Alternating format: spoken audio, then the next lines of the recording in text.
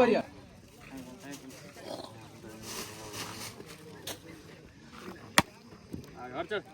அப்படி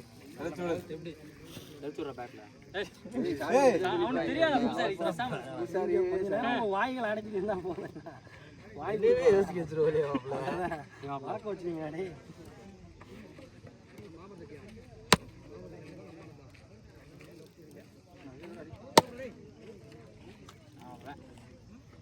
எல்லாம் கரெக்டாக வந்துருக்கு பார்த்தீங்களா தண்ணியை தெளிச்சு விடு நேரம் வீடியோ மியூட் பண்ணிட்டாங்க பத்தி பார்த்து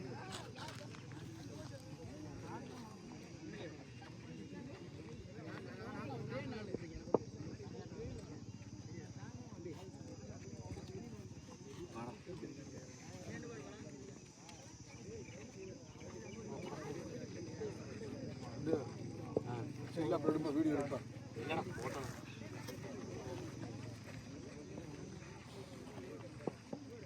கார்த்தி டீம் இங்க சொல்லிறாங்க அவங்க டீ பேர்னா no 11 CC MCC okay Moonadipatti Kattupatti okay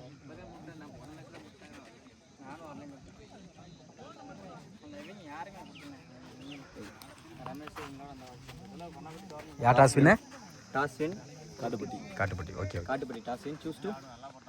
Pavul okay ball in play தான் மரத்தில் பட்டு ரிட்டன் வந்துச்சுன்னா பிளேயர் தான் ஓடி தான் ரன் எடுத்துக்கணும் பட்டு 4 போனால் 4 6 போனால் 6 சரியா அதே மாதிரி